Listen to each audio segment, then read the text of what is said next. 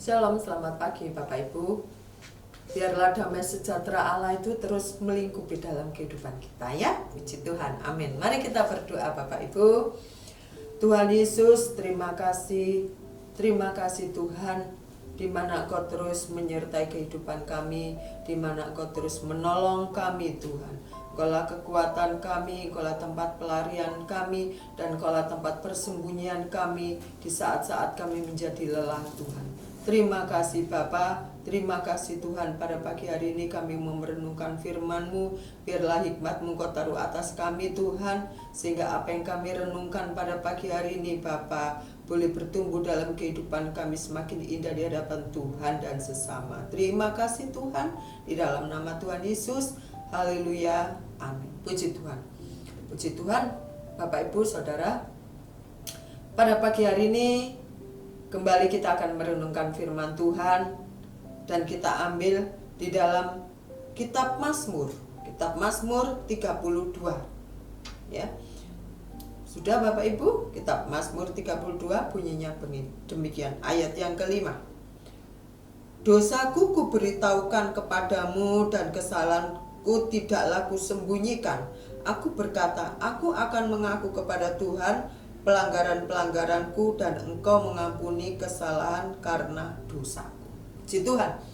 Bapak Ibu Saudara dikasihi oleh Tuhan, di medsos itu saya sering membaca ya, healing itu ya, atau beberapa orang itu saya mendengar begini, kita healing berapa hari ya di Bali itu. Nah, ada yang bilang begini, yuk kita healing yuk di restoran sana loh, enak, udahlah pokoknya ya. Saya berpikir Bapak Ibu ya, berpikir healing ini apa sih ya. Yang lain mengatakan kita mau healing ke Bali 5 hari karena tiket lagi murah, sementara yang satu bilang kita healing saja di restoran sana loh, makanannya enak. Apa hubungannya antara Pulau Bali dengan restoran dengan kata yang sama, yaitu healing ya. Setelah saya buka-buka kamus ya, karena saya juga kurang paham arti sesungguhnya itu dengan penjelasan yang bertolak belakang, akhirnya saya temukan ternyata healing itu sebenarnya artinya hanya kesembuhan, tetapi dengan penjelasan jabaran yang berbeda itu membuat saya sedikit agak mumet Bapak Ibu ya. Nah, setelah saya membaca firman Tuhan di ayat yang kelima pasal yang ke-32 di dalam kitab Mazmur ini, oh benar saya bilang ya, rupanya Raja Daud mengungkapkan segala kesalahannya untuk diampuni oleh Tuhan. Istilahnya ada kesembuhan diri dalam kehidupan Raja Daud. Nah, pada pagi hari ini saya akan memberikan tema yaitu healing ya. Puji Tuhan Bapak Ibu, kita belajar bersama-sama ya. Belajar bersama-sama. Kalau kita menilik kata healing sesungguhnya yaitu kesembuhan, maka kita akan mengingat Nabi Elia yang dipakai Tuhan, Nabi Musa yang dipakai Tuhan, Nabi Elisa yang dipakai Tuhan, bahkan Rasul Petrus. Bagaimana mereka juga mengalami suatu pergolakan permasalahan yang mereka hadapi.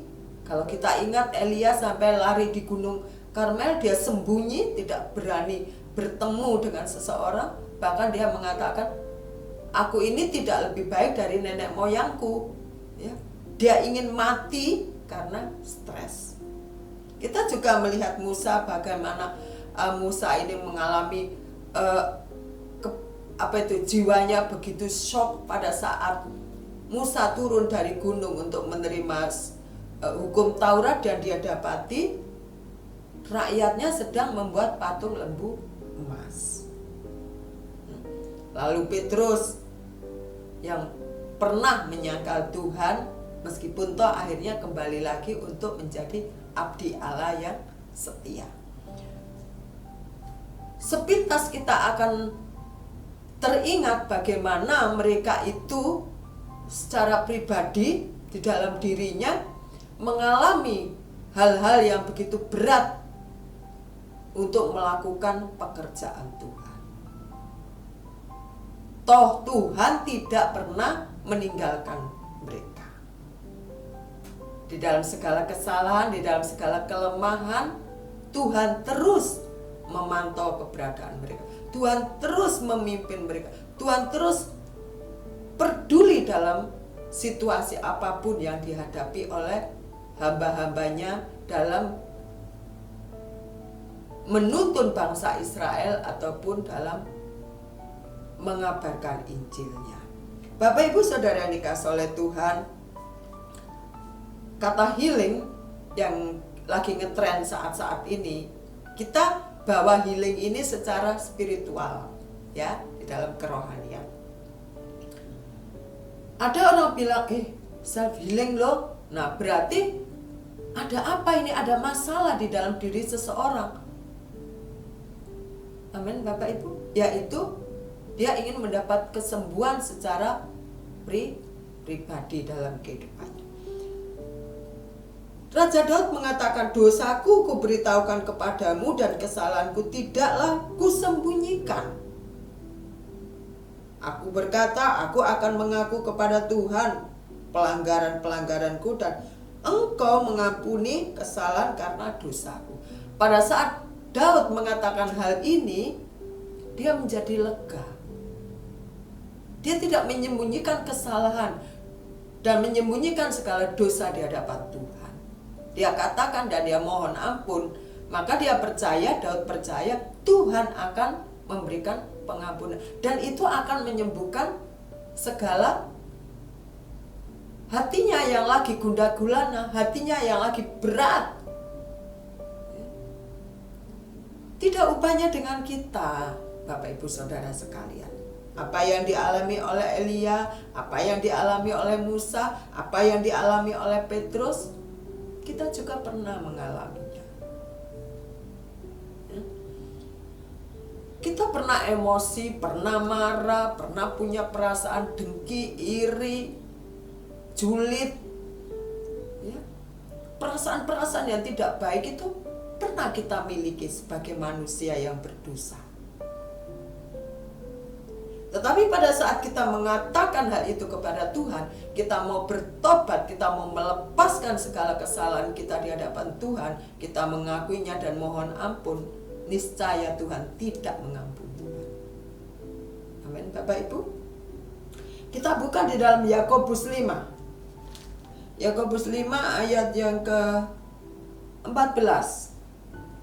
Yakobus 5 ayat yang ke-14, Bapak Ibu, saya akan membacanya. Kalau ada seseorang di antara kamu yang sakit, baiklah ia memanggil para penatua jemaat supaya mereka mendoakan dia serta mengoleskan dengan minyak dalam nama Tuhan. Dan doa yang lahir dari iman akan menyelamatkan orang sakit itu, dan Tuhan akan membangunkan dia, dan jika ia telah berbuat dosa maka dosanya itu akan diampuni, Bapak Ibu. Puji Tuhan. Ini juga bagian dari self healing, kepribadian. Tetapi ini lebih kepada fisiknya yang sakit. Kalau Raja Daud tadi jiwanya yang sakit. Kita tahu ya, di dalam Mazmur 62, hanya dekat Allah saja aku tenang. Di mana kita mencari kesembuhan yang sejati?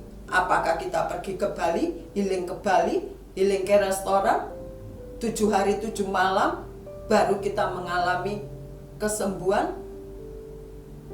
Tetapi firman Tuhan di dalam Mazmur 62, begini firman-Nya, ayat yang kedua dan ketiga lebih tepatnya. Hanya dekat Allah saja aku tenang, daripadanya lah keselamatanku.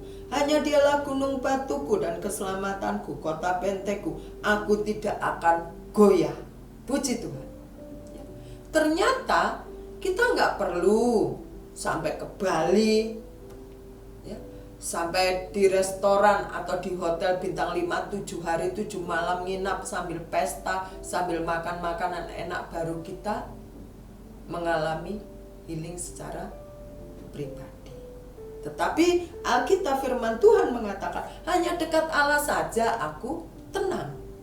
Amin Bapak Ibu. Ternyata ketenangan, damai sejahtera itu datangnya dari Tuhan. Kalau kita mau dekat.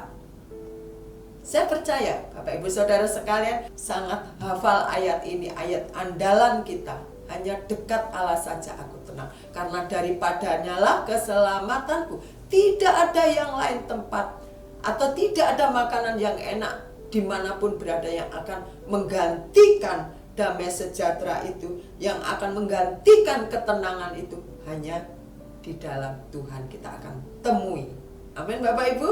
Puji Tuhan. Pada pagi hari ini kita semakin diingatkan lagi oleh firman-Nya bahwa self healing ini akan teratasi hanya dengan dekat kepada Allah. Hanya dekat Allah saja. Ada lagunya, hanya dekat Allah saja aku tenang, ya.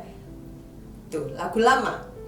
Puji Tuhan, pada pagi hari ini biarlah kita semakin percaya, semakin mengandalkan Tuhan, semakin memegang erat Tuhan dalam kehidupan kita, karena Dialah pribadi yang sanggup mengangkat kita.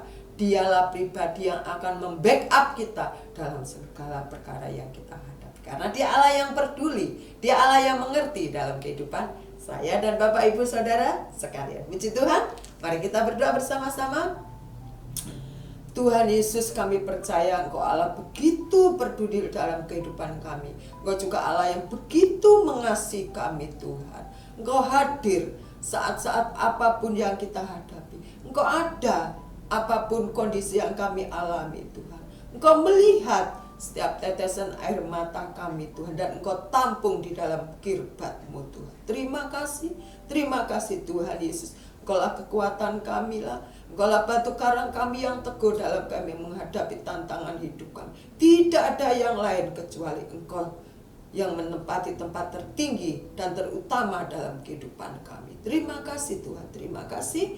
Di dalam nama Tuhan Yesus kami sudah berdoa dan mengucap syukur pada pagi hari ini. Haleluya, amin. Selamat pagi. Tuhan Yesus adalah batu karang kita yang teguh. Haleluya, selamat beraktivitas. Amin.